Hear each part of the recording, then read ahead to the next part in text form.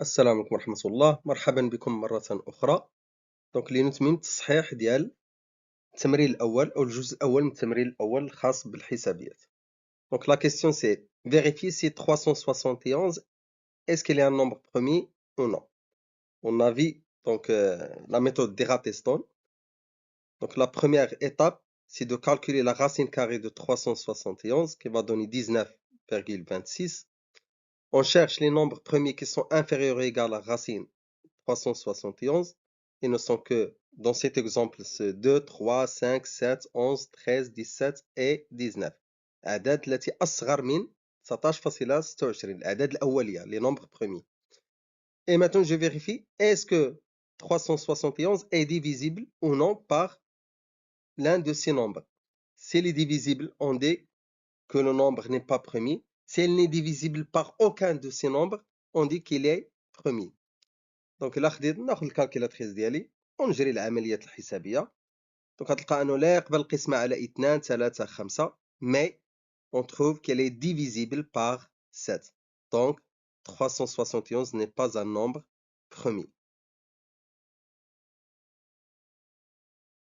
Passons maintenant à l'autre question. On cherche à montrer que P à la puissance 2021 plus 2021 n'est pas un nombre premier. Donc soit P un nombre premier tel que P supérieur ou égal à 3. D'où P est forcément un nombre impair. Puisque 2, c'est le seul nombre premier qui est pair. Donc P est impair. Puisque P est impair, P à la puissance 2021 est impair. Et on sait que 2021, c'est un nombre impair. La somme de deux nombres impairs, c'est un nombre pair. Faites attention, هنا كاين واحد الخطأ. Donc مجموع ديال deux nombres impairs donne un nombre pair. Puisque c'est un nombre pair, donc est supérieur ou égal à 3. Donc elle est divisible par 2. Donc on dit le nombre qui est divisible par 2. Est-ce que c'est un nombre premier? Donc ce n'est pas un nombre premier. لأنه يقبل القسمة على 2. السؤال الآخر. Donc montrer que son nombre est un multiple de 23 ou bien il est divisible par 23. Donc 7 à la puissance n plus 2 moins 3 fois 7 à la puissance n plus 23n.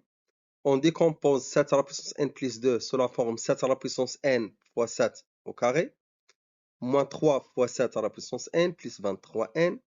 Pour les deux premiers termes, on factorise par 7 à la puissance n. Ça va donner un facteur 7 au carré moins 3. Ça va donner 46 fois 7 exposant n plus 23n. 46, c'est 23 fois 2.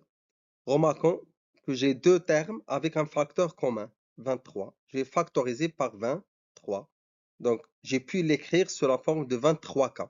C'est-à-dire c'est un multiple de 23 ou bien est divisible par 23. سؤال موالي. Donc, déterminer n pour que n plus 15 sur n plus 2 soit un nombre entier. Donc, من نشوف حالة الأسئلة, je cherche toujours à créer ou bien à faire apparaître le dénominateur n plus 2 dans le numérateur.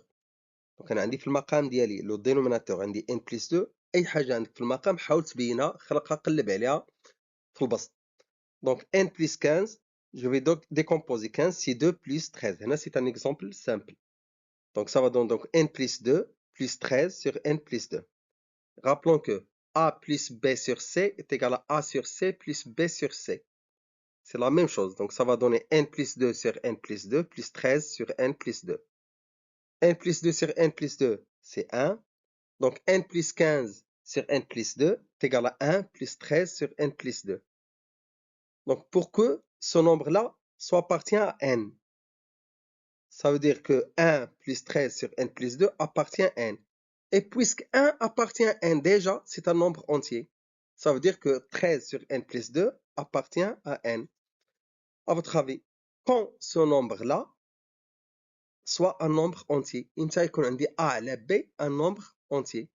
Dans un seul cas, si le numérateur, إلا كان عندي البسط, c'est un multiple de dénominateur. إلا عندي البسط هذا اللي الفوق تيكون مضاعف سي تنميلتيبل ديال هذا اللي عندي لتحت اللي هو n plus 2. Ou bien, autrement dit, si le dénominateur est un diviseur de le numérateur. Donc, donc un des n plus 2 est un diviseur de 13.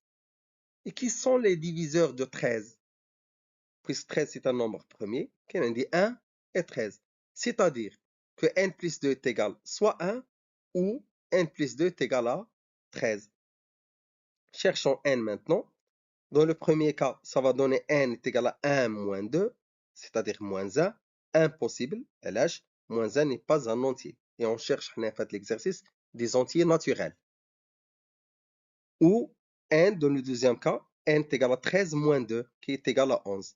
Donc, dans cet exemple, le seul entier pour que n plus 15 sur n plus 2 soit un entier naturel, c'est 11. On passe maintenant à la dernière question. Donc, pour la première partie de la question, vérifier que n-2 facteur n-5 est égal. Il suffit, c'est un simple développement.